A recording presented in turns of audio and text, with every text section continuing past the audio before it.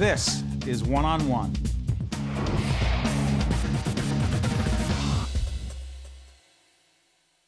We are pleased to welcome Mr. Ruben Santiago Hudson, who is an actor, director, writer, and I'm going to be talking about your new series on TNT called Public Morals. What's it all about? It's the Public Morals Division of the New York Police Department in 1968. So how much fun can you have? I mean, it's all the decadence in the world was going on in Times Square, and we're there to police each other and to police the bad guys. Yeah, premiering in August. By the way, we're taping in late June, premiering in August on TNT. Yes. We were just talking about this before we got on the air. You grew up in where? Lackawanna? Lackawanna, New York, next to Buffalo. Describe it for folks who don't know that part of the state of New York. It's a steel town. It's I was surrounded on three sides by steel mills, and the other side was a highway headed out. So it was a great time and a great place to grow up. A lot of snow in the winter. You know, the blizzard of '77 and all that took place while I was growing up. So, you know, 6 feet of snow all the time. So we had a great time, great summers, neighborhoods, families. People took care of each other. And that's what the movie Lackawanna Blues was about, people taking care of each other. Yeah, it's funny because you're in Selma, American Gangster, many other films that are very well known. But you said to me, I'm really proud of Lackawanna Blues. Yes. Talk about that. I'm so proud of Lackawanna Blues because it's a universal story in the sense it's about community and about the elders of the community taking responsibility for everyone in that community. And my mother was the queen of that community as far as generosity. She took everything and everybody that came to her door. Why? Because, I don't know, I think it's a strange relationship between certain people on this earth and the Creator, and that's their job. Just like you and I do ours. I think that was my mother's job. And the mystery of that is what made me write that movie, to say thank you and try to share that love with everybody. What did she teach you? She taught me, first of all, respect. She taught me responsibility, humility. She also taught me to have a good time and to work hard. When did you know that being an artist, because you do so many different things, that being an artist had to be your professional life? Well, I knew that it had to be my professional life when it wouldn't let me go. No matter what else I tried to do, the arts kept calling me back. And when it became very solid, when I found out how effective I could be as a human being and make a difference in the world through this art, that I had a voice and that people were listening, and that I didn't only use it for entertainment, I used it for enlightenment. And so if I can change things for the better, just a little bit, by bringing you with me for a couple hours on stage or in a film or on TV, then I think my living is worthy. Was there a particular time early on when a certain play, a certain performance, where you knew how powerful that could be? Something stand out? Yes. The first time that I found out the real full impact of theater was Sizwe Banzi is Dead by Ethel Fugard. When I did that play, I mean, left people crying and it left people laughing, and it made people want to have a dialogue about life and humanity. And the premise was? It's a gentleman, you know, in South Africa, and, you know, he's trying to go to a different province to have a better life, but he can't move during because of apartheid. the government. Yes. And so a buddy tries to help him get another identity so he can better self-serve his community and his family. It's interesting. You consider yourself a political person? I think everything is political. I don't think everything is political. Everything is political somehow Art. or another. Art is definitely political.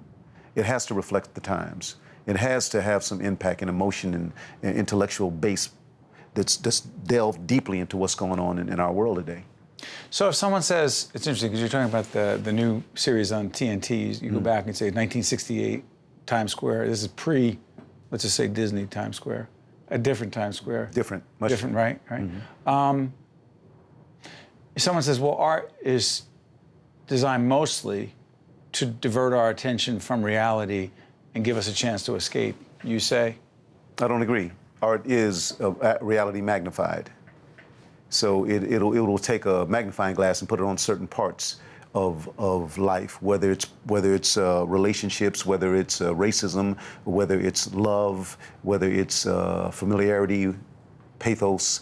It shines the light on the things that make us really human. As a director, your blues ain't sweet like mine. Your Talk Blues about Ain't it. Sweet Like Mine is my latest play. We just had a wonderful run in a world premiere at Two River Theater in Red Bank, New Jersey. They have been tremendously supportive. There's a great arts community. People don't realize that. It's a great, but that theater now has Great put theater. a foundation in that community that will last forever under the leadership of John Diaz, Michael Hurst, Stephanie Cohen. That play I've been writing for 14 years. It had been rejected at more places than I could even name.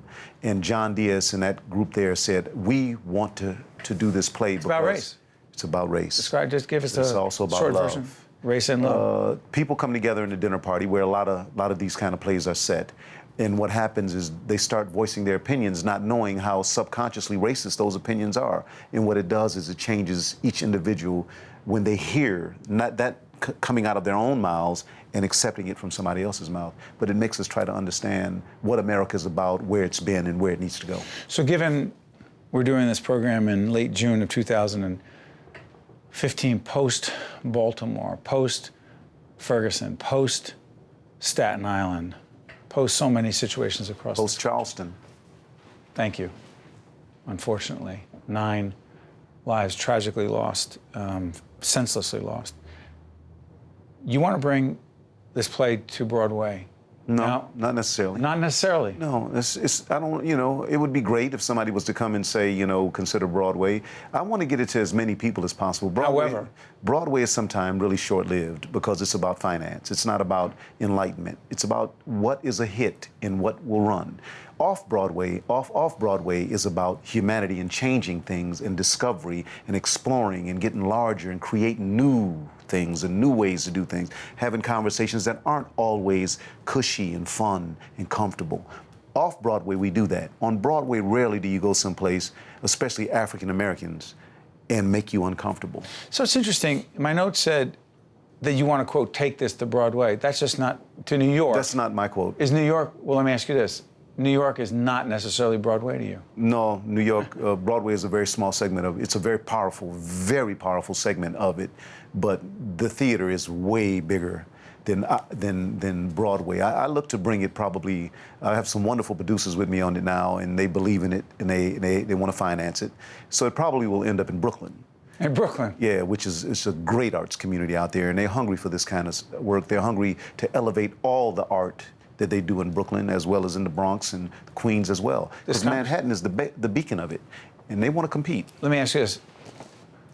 This conversation is always important, timely, even if it makes people uncomfortable, but now more than ever?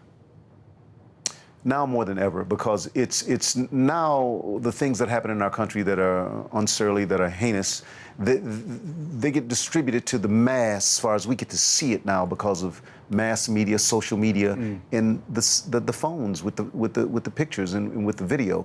We get to witness. We don't hear or read in the paper. We see. Now we don't see the whole situation, but we see enough of it to know that's not right. Enough. When a 12-year-old boy gets shot within 5 seconds by a police officer. And then drive-by, literally just driving by. When a police car pulls up on the sidewalk or the grass in front of anybody, you're afraid because they're not coming in to squelch anything. They're coming in a forceful way. And this little boy didn't know how dangerous that was. 12 years old. Nobody talks about that. We talk about the people who they can find a record on. We don't talk about a 12-year-old boy that has no record, or these people in Charleston right now. Ruben Santiago Hudson. It says you're an actor, you're a director, and a writer, but you're more than that. You're someone who's saying things and doing things that cause us to think about ourselves and the society we live in and how to make things better. That's even more important. So I want to thank you and wish you all the best also with Public Moral's new series on TNT. Thank you. Thank you. Thanks for having me. Our pleasure. Stay with us. We'll be right back right after this. One on One with Steve Adubato has been a production of the Caucus Educational Corporation, celebrating over 25 years of broadcast excellence. This special edition of One on One with Steve Adubato is brought to you from the Tisch WNET studios at Lincoln Center. Funding has been provided by NJIT, United Water, Meridian Health, Cone Resnick, Fedway Associates, the Fidelco Group, and by New Jersey Sharing Network. Promotional support provided by NJ.com. Small news, big news, true Jersey. And by NJ Biz, all business, all New Jersey. Transportation provided by Airbrook Limousine, serving the metropolitan New York, New Jersey area.